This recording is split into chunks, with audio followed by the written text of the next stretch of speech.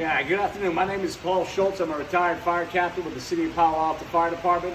I'm here today to teach an evolution on how proper care, proper use, the different uses of the fire axe. The pick-ended axe, as you see in the back here, we're going to learn how to take care of it. We're going to learn how to use it properly and the safety precautions that go along with it. I have recruit Toby McDonald with me on hand. He's going to be my subject. I'm going to run through the training, and hopefully by the end of this training, you'll have all the tools you need to use the tool safely and be able to care and maintain it. As we said before, this is the introduction to the fire tool itself, the different components of the fire tool, proper usage, proper carrying of the tool, safety precautions, and the different points that you're going to be, the different names of the tool.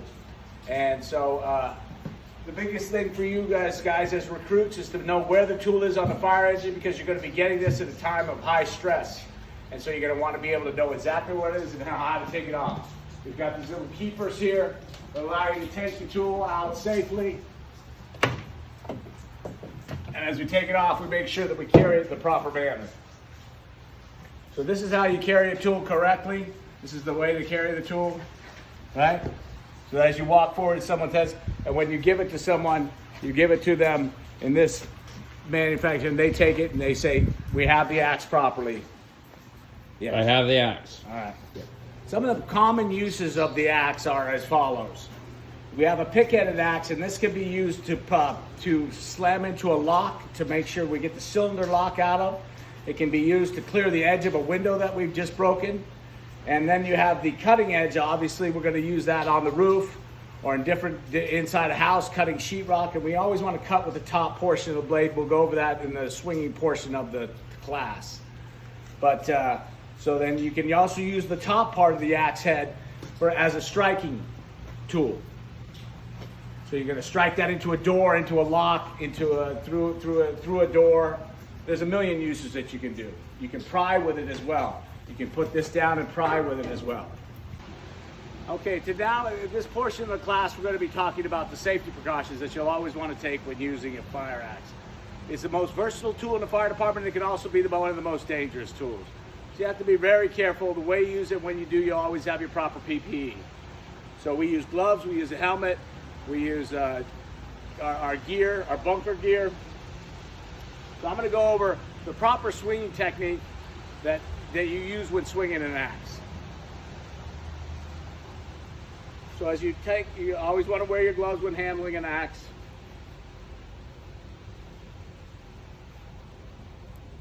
Tuck this in.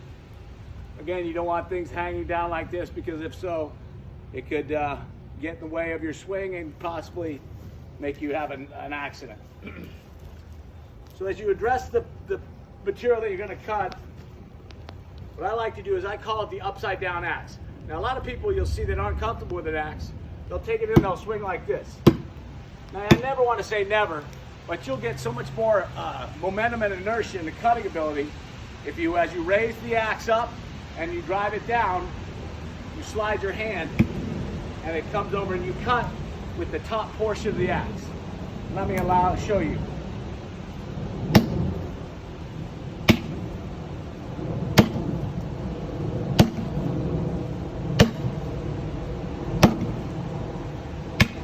So it's a nice rhythmic motion. It doesn't have to be super crazy fast.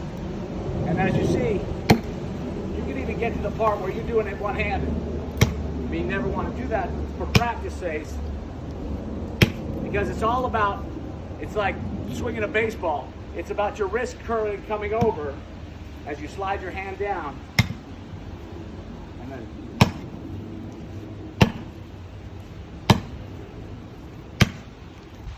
Okay, so as I said before, one of the other uses you could do with this pick-headed axe is when you're on a roof, the roof is angled, you might need a foothold. Now you have to be very careful, because you're going to have a sharp portion of the axe that you're going to have your leg on, and you have to make sure that the purchase point of the axe is well seated. So as you take the axe, and mind you, this would be on a roof, you'll be able to, if you were on a slanted roof, you'd be able to put your foot there and use it as a foothold. You have to monitor and make sure it's always keeping solid in there, rechecking and checking to make sure that you're going to have a good foothold. Just a way you can do it to keep safe and make sure your position doesn't come off the roof. Now we're going to go ahead and another use that you can use the tool for would be using it as a ram tool, kind of a striking tool. Obviously we cut with it. We also use this end of as long as the tool is secure, the head is secured to the handle, you can use this. If you're going to hit a Halligan into the door frame, you can go ahead and go ahead and use that. You could get a purchase with the Halligan. We'll go over that in the next segment. Hello again. This is another segment of another usage of the Fireground pick-headed axe. We use this a lot to break into windows, forcible entry. We use it this is a very, this evolution, you have to make sure when you're dealing with shards of broken glass, you have to make sure that you use this in a proper manner and always have proper protective gear.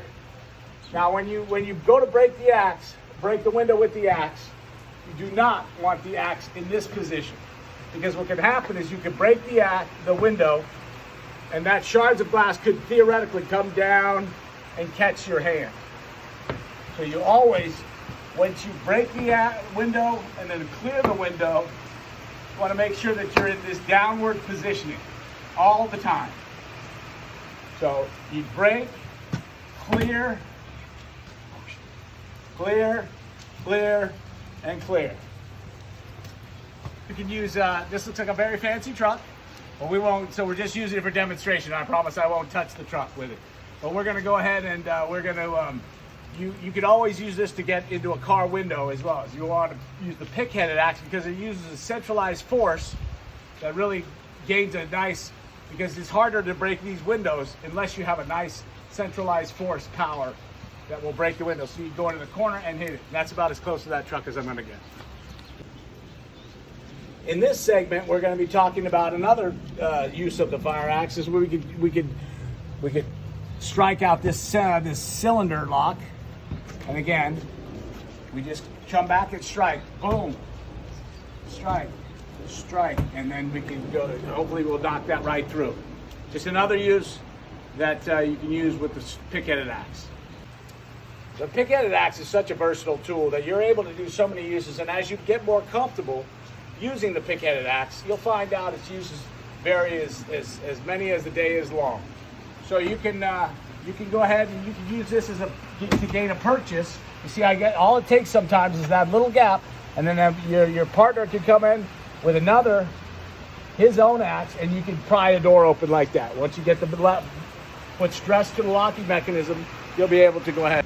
Another use, as I said, the uses keep getting more varied. Another thing you can do is you can use the pick-headed axe to gain a purchase and to pop these pins to open a door from the outside. So you'd pop these up, the pin would come out, you'd use the blade end of the axe to pop that up and keep popping it up, and you'll be able to get that pin out.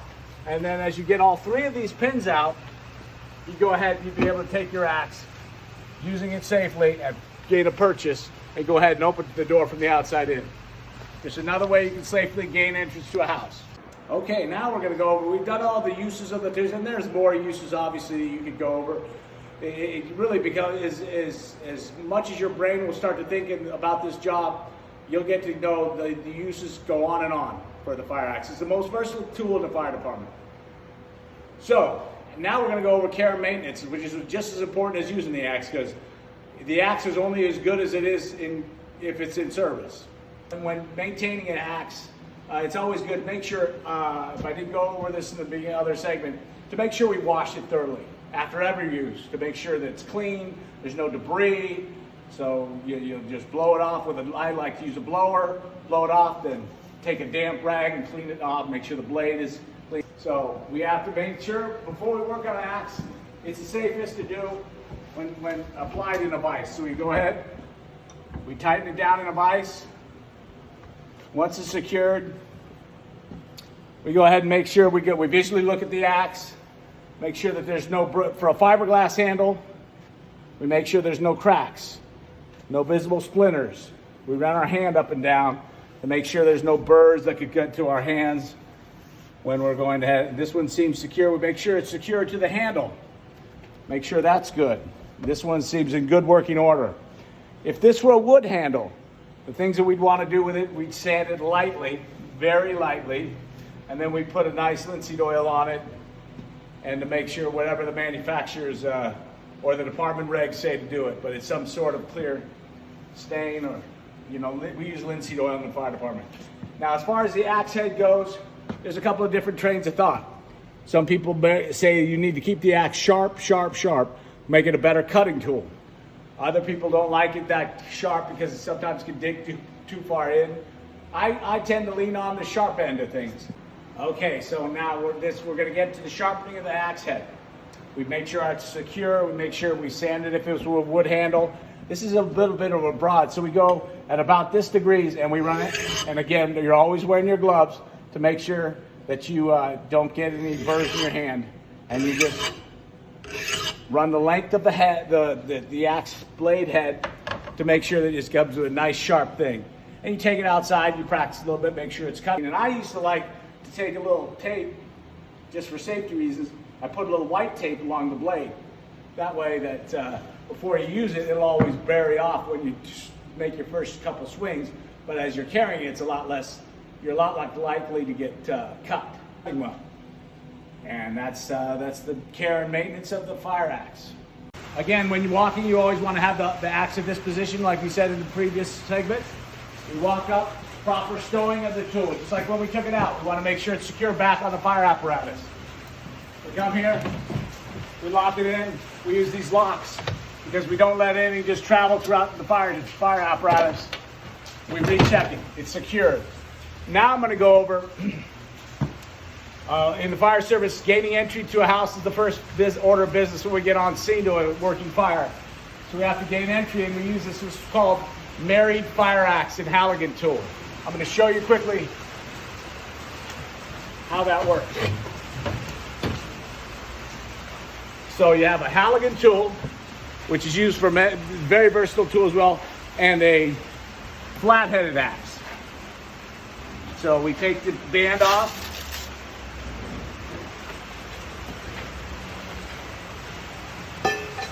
We break it, and this has a lot of different uses as well. You'll notice it has the blade head just like the other axe did, but on the back there's no pick. We can use this as a striking tool. We can use this to break a roof panel too, as we do. It just it makes a bigger purchase point. So that's just another form of, this is another axe for the fire service. I happen to like both of them. They both have great uses. It's just what you need for that tool, for that job at hand. So go ahead, it's called married because this is the way it's married. It's married into the purchase point of the axe, and that one goes in there, and that's the way it's married. So you can carry it like this together. It's a very safe way to carry it. We're getting near the end of our demonstration. I want to thank you guys for being such good candidates, and I also wanted to just give some of my insights. But first, I also wanted, there's other safety concerns that you always look for.